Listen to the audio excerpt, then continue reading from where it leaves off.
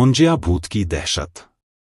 गांव के बाहरी हिस्से में एक घना जंगल था, जिसके बीचों बीच एक पुराना और विशाल बरगद का पेड़ खड़ा था। उस पेड़ के बारे में गांव वालों के बीच एक अजीबोगरीब कहानी मशहूर थी, मुंजिया भूत की कहानी। गांव के बुजुर्ग कहते थे कि इस पेड़ पर सदियों से एक भूत का साया है, जो मुंजा घास से बना हुआ था। उसे मुंजिया भूत कहते थे और वह लोगों की जान लेने के लिए पेड़ से उतरता था।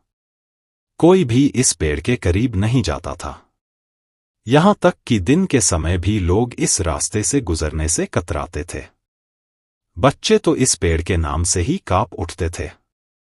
गांव में कई लोग गायब हो चुके थे, जिनके बारे में कहा जाता था कि मुंजिया भूत ने उन्हें खा लिया। अनजान मेहमान। गांव में रमेश नाम का एक लड़का था, जो इस डर से अनजान था। वह गांव के पुराने किस्सों पर यकीन नहीं करता था। रमेश कुछ महीनों पहले ही शहर से यहां आया था। उसकी बुआ का घर यहीं था और वह पढ़ाई के बाद कुछ समय गांव में बिताने आया था। शहर की चहल पहल से दूर गांव की शांति उसे बहुत भाती थी। एक शाम की बात है, रमेश अपने कुछ दोस्तों के साथ गांव की सीमा पर खड़ा था। दोस्तों ने उसे मुंजिया भूत के बारे में बताया। रमेश ने हंसते हुए उनकी बातों को नकार दिया। अरे ये सब बकवास है। भूत प्रेत जैसी चीजें होती ही नहीं हैं। ये सिर्फ लोगों की कल्पनाएं हैं। दोस्तों ने उसे समझाने की कोशिश की, रमेश, हम मजाक नहीं कर रहे। इस बरगद के पेड़ से दूर रहना ही अच्छा है। कई लोग गायब हो चुके हैं। लेकिन रमेश को यह सब सिर्फ अंधविश्वास लगा। उसने चुनौती दी, अगर तुम लोग इतना ही डरते हो तो देखो, मैं आज रात इस पेड़ के नीचे जाकर रहूंगा। मुझे नहीं लगता कि कुछ होगा। अंधेरी रात की शुरुआत। रात हो चुकी थी। चांद की रोशनी घने बादलों के पीछे छिप गई थी और आसमान में गहरा अंधकार छा गया था। गांव के कुत्ते अजीब तरीके से भौंक रहे थे, जैसे उन्हें किसी अनहोनी का एहसास हो रहा हो।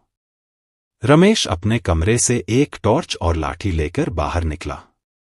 उसके दोस्त भी छिपकर उसे देख रहे थे, लेकिन कोई भी उसके साथ जाने को तैयार नहीं था। रमेश ने बेधड़क बरगद के पेड़ की ओर कदम बढ़ाए। जैसे ही वह पेड़ के पास पहुंचा, उसकी सांसें थोड़ी तेज हो गईं। चारों ओर सन्नाटा पसरा था।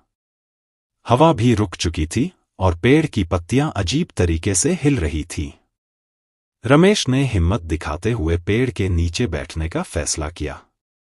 उसने सोचा, अब देखता हूं क्या भूत है। अगर कुछ हुआ तो मैं खुद देख लूंगा। पहली आहट। रात गहरी होती गई। पेड़ के नीचे बैठते हुए कुछ समय बीत चुका था और रमेश की आंखें धीरे धीरे बंद होने लगीं। तभी अचानक उसे एक ठंडी हवा का झोंका महसूस हुआ, जिसने उसके शरीर को सिहरन से भर दिया। उसने अपने चारों ओर देखा, लेकिन कुछ नहीं था। पेड़ की शाखाएं धीरे धीरे हिल रही थीं, मानो कोई अदृश्य शक्ति उन्हें छू रही हो। अचानक उसे पेड़ की ऊपरी शाखाओं से एक अजीब सी आवाज सुनाई दी, जैसे कोई सूखी घास रगड़ खा रही हो। रमेश ने टॉर्च जलाकर ऊपर देखा, लेकिन कुछ भी नहीं दिखा। उसने सोचा, शायद हवा होगी। लेकिन तभी पेड़ के पत्तों के बीच से एक सफेद छाया फिसलती हुई नीचे आई। रमेश की सांसें अटक गईं। वह छाया धीरे धीरे उसके करीब आ रही थी। उसने गौर से देखा, वह एक आदमी की शक्ल थी, लेकिन उसके शरीर पर मानो मुंजा घास लिपटी हुई थी। उसकी आंखें लाल और चमकदार थीं। वह सीधा रमेश की ओर बढ़ रहा था। डर का सामना।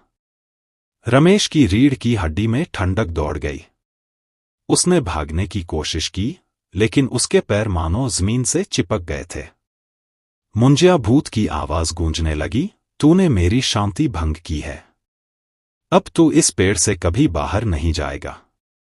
रमेश ने अपनी पूरी ताकत लगाकर खुद को संभाला और तेजी से पेड़ से दूर भागने की कोशिश की। लेकिन वह जितना तेज दौड़ता, उसे ऐसा लगता कि वह उसी जगह खड़ा है। पेड़ की शाखाएं नीचे झुकने लगीं और मानो उसे पकड़ने के लिए बढ़ रही थी। उसकी टॉर्च बंद हो गई और घना अंधकार चारों ओर फैल गया।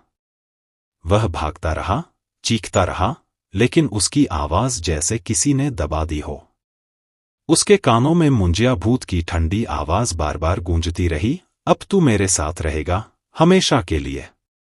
गांव वालों का भय। अगली सुबह जब गांव वालों ने देखा कि रमेश घर नहीं लौटा, तो सबके दिल में डर बैठ गया। उसके दोस्त डर से कांप रहे थे। गांव के बुजुर्गों ने तुरंत फैसला किया कि रमेश को ढूंढने की कोशिश नहीं की जाएगी। उन्होंने कहा, जो भी उस पेड़ के पास जाता है वह वापस नहीं आता।